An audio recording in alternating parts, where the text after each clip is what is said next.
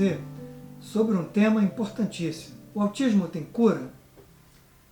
Este é um assunto bastante controverso. Se você fizer uma pesquisa rápida no Google, verá que existem opiniões muito fortes afirmando que sim e afirmando que não. Então, gostaria de te apresentar a minha opinião, que, como sempre, é baseada em evidências científicas. Em primeiro lugar, a palavra cura não é a mais adequada para o tema. Devemos falar de recuperação do autismo. Então, a pergunta certa é: existe recuperação no autismo? E a primeira pessoa que falou sobre esse assunto, até onde eu estou informado, foi o famoso psicólogo Lovaas, criador da terapia ABA de reabilitação. Em 1987, ele descreveu num trabalho o melhor prognóstico, o melhor resultado no autismo e usou a palavra recuperação no autismo. E ele descreveu a recuperação como crianças que tinham um QI normal, potencial intelectual normal, e que frequentavam uma sala de aula convencional. Poucos anos depois, outro psicólogo chamado Mundy contradisse o Lovaas, enfatizando que ter um QI normal e frequentar uma turma convencional na escola não significam necessariamente recuperação plena. Alguns anos depois, 3 pesquisadores compararam crianças típicas com um grupo grande de crianças de 5 a 9 anos que haviam se livrado do autismo. E eles descreveram déficits persistentes da linguagem.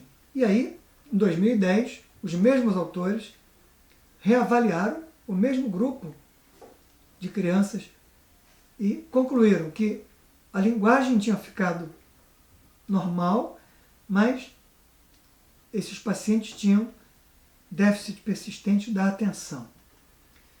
E então, em 2013, surgiu um trabalho fundamental que todo mundo deveria conhecer, publicado pela Deborah Fine e colaboradores, numa revista de ponta de psicologia e psiquiatria, no ano de 2013. O título, uma tradução em português, seria Evolução Ideal em Indivíduos com História de Autismo. Para os autores, evolução ideal significa remissão de todos os sintomas de autismo e desempenho normal nas interações sociais e na comunicação. Elas fizeram um trabalho monumental, comparando 34 indivíduos estudados na faixa etária entre 8 e 21 anos, que haviam se recuperado plenamente do autismo, após um diagnóstico abaixo de 5 anos de idade. Comparados com 2 outros grupos, 44 indivíduos que tinham autismo de alto funcionamento e 34 indivíduos normais,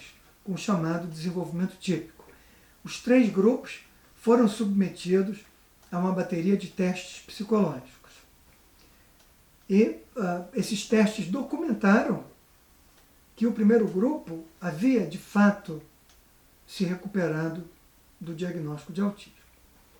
Muito bem, um ano depois, o grupo da Catherine Lord, famosíssima, talvez a principal pesquisadora em autismo no mundo, fizeram um trabalho sensacional, publicado em 2014, em que elas acompanharam 85 crianças prospectivamente, ou seja, ao diagnóstico por muitos anos.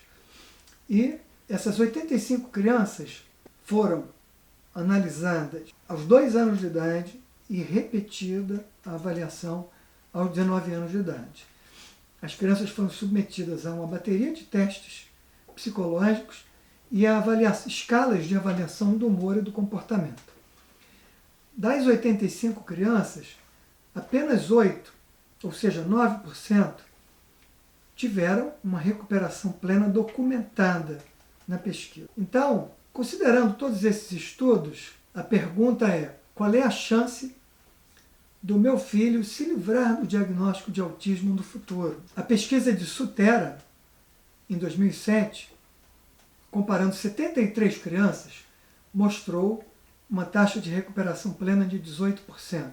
Então eu posso arredondar aqui e lhe dizer que, com base nas evidências científicas, a chance de recuperação total do seu filho, da sua filha, é de 10 a 20%. Ok? E quais são os indícios que eu poderia procurar hoje de que a criança terá realmente uma chance efetiva? Existem alguns sinais. Primeiro, se a criança tiver um potencial intelectual alto. Segundo, se a criança for capaz de seguir instruções. Se a criança presta atenção a uma história lida. E quarto, e não menos importante, quando os pais se dedicam intensamente à recuperação da criança. Tá certo? Aquele trabalho que eu citei de 2013, que eu falei que é importantíssimo, quando ele foi publicado, ele foi acompanhado por um editorial da famosa psicóloga Sally Ozonoff. É um editorial espetacular. Ela menciona algumas coisas maravilhosas.